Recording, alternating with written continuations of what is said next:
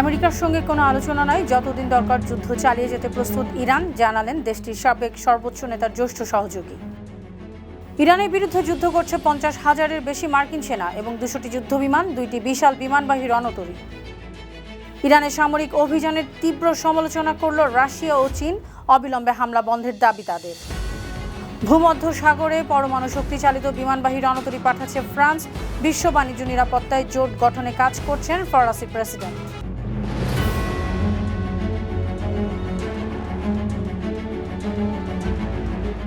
শুনছিলেন সংবাদ শিরোনাম। সবাইকে স্বাগত জানাচ্ছি বিশ্বজুড়ে প্রতিদিনে বিশ্বের বিভিন্ন প্রান্তের সবশেষ তথ্য জানাতে আপনাদের সঙ্গে আছি আমি অনন্যা চৈতি।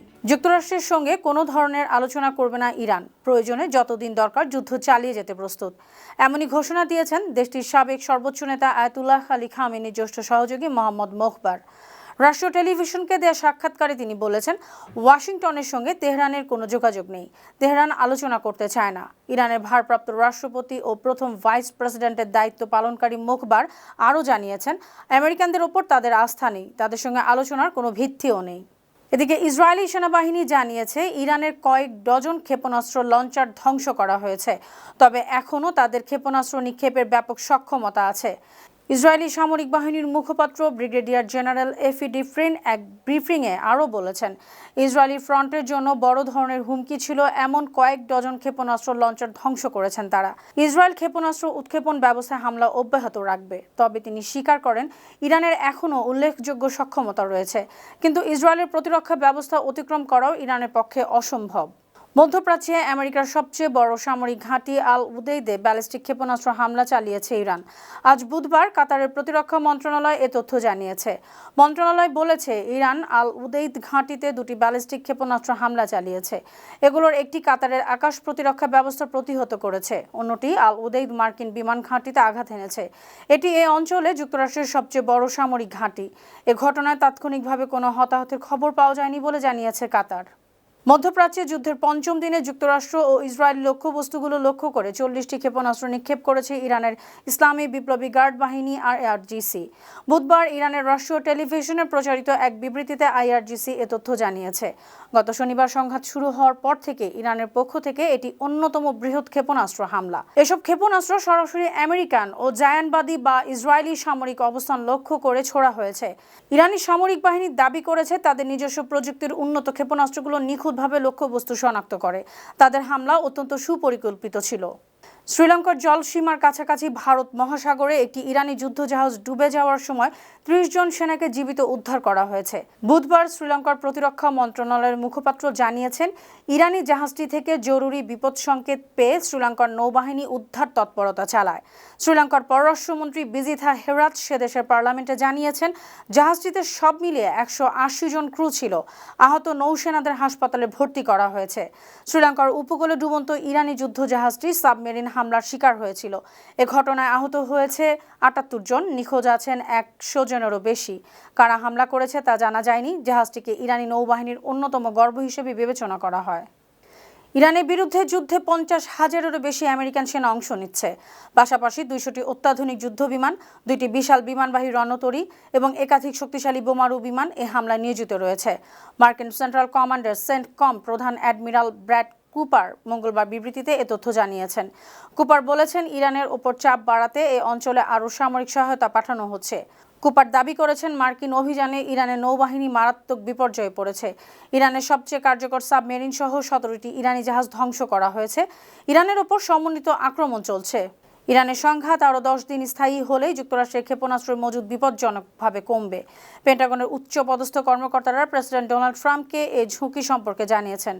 এমন খবর জানিয়েছে আল জাজিরা। পেন্টাগন বলেছে, দীর্ঘমেয়াদী সংঘাতে শুধু সমরাস্ত্রের সংকটই হবে না, ফুরিয়ে যাওয়া গোলাবারুদ আবারও জোগাড় করতে যুক্তরাষ্ট্রকে বিশাল অঙ্কের খরচ করতে হবে।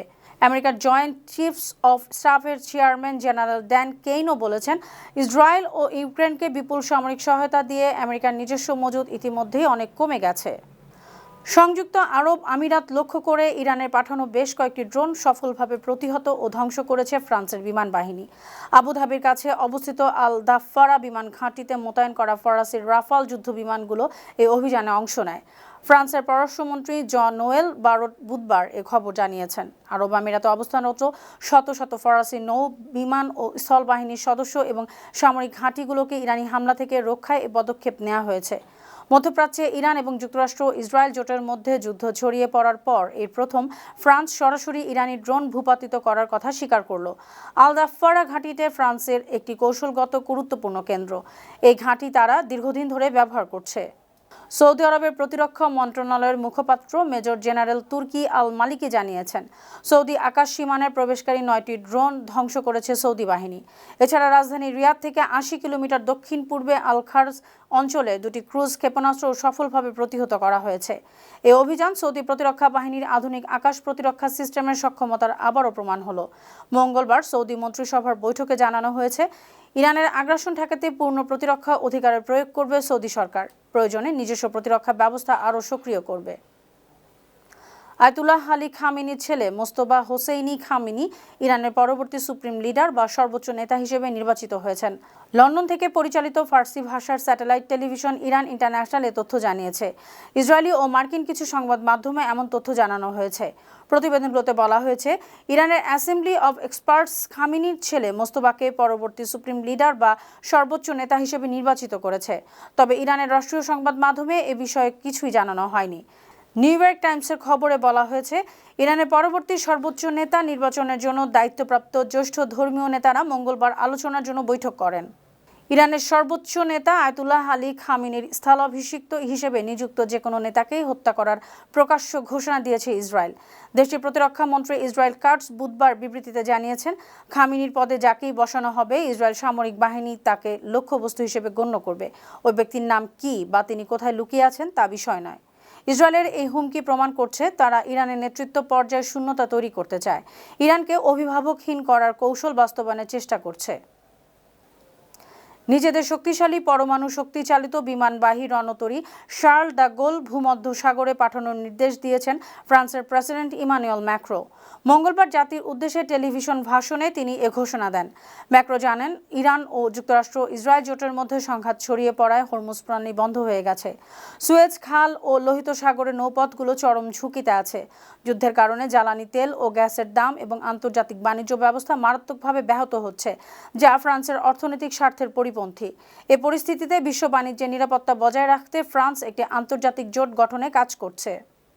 এদিকে ফরাসি প্রেসিডেন্ট ইমানুয়েল ম্যাক্রো বলেছেন, যুক্তরাষ্ট্র ও ইসরায়েল আন্তর্জাতিক আইন অমান্য করে ইরানে সামরিক অভিযান চালিয়েছে। তবে এই সামরিক অভিযানের কারণে ইরানকে প্রাথমিকভাবে দায়ী করেছেন তিনি। ম্যাক্রো স্পষ্টভাবে জানিয়েছেন, যুক্তরাষ্ট্র এবং ইসরায়েল সামরিক অভিযান চালানোর সিদ্ধান্ত নিয়েছে। এগুলো আন্তর্জাতিক আইনের লঙ্ঘন করে পরিচালিত হয়েছে। ফ্রান্স এ অভিযান অনুমোদন দিবে না। ফ্রান্স যে কোনো মূল্য সংঘাত নিরসনে এবং বৈশ্বিক অর্থনীতি স্থিতিশীলতা বজায় রাখতে চায়। সে লক্ষ্যে কূটনৈতিক ও সামরিক তৎপরতা অব্যাহত আছে। ইরানে যুক্তরাষ্ট্র ও ইসরায়েলের চলমান সামরিক অভিযানের তীব্র সমালোচনা করে অবিলম্বে হামলা বন্ধের দাবি জানিয়েছে মস্কো ও বেইজিং। রাশিয়ার পররাষ্ট্রমন্ত্রী সের্গেই ল্যাভরভ স্পষ্ট জানিয়েছেন, তেহরান পারমাণবিক বোমা তৈরি করছে এমন কোনো প্রমাণ মস্কোর কাছে নেই। অন্যদিকে চীন এ যৌথ হামলাকে আন্তর্জাতিক স্থিতিশীলতার জন্য হুমকি হিসেবে অভিহিত করেছে। একই সঙ্গে অবিলম্বে সামরিক অভিযান স্থগিত করার আহ্বানও জানিয়েছে। চীনা পররাষ্ট্রমন্ত্রী ওয়াং ই তার ইসরায়েলি সমকক্ষ গিডিয়ন সারের সঙ্গে এক ফোন আলাপে বলেন যে, যখন ওয়াশিংটন ও তেহরানের মধ্যে আলোচনা ইতিবাচকভাবে এগোচ্ছিল, ঠিক তখনই এ সামরিক হস্তক্ষেপ শান্তি প্রক্রিয়াকে বাধাগ্রস্ত করেছে। সুপ্রিয় দর্শক, এই ছিল আজকের বিশ্বজুড়ে প্রতিদিনের আয়োজনে। দেশ বিদেশে বিভিন্ন খবর নিয়ে আবার আপনাদের সামনে হাজির হব। সেই পর্যন্ত ভালো থাকুন, সুস্থ থাকুন, বানো টিভির সঙ্গে থাকুন। ধন্যবাদ।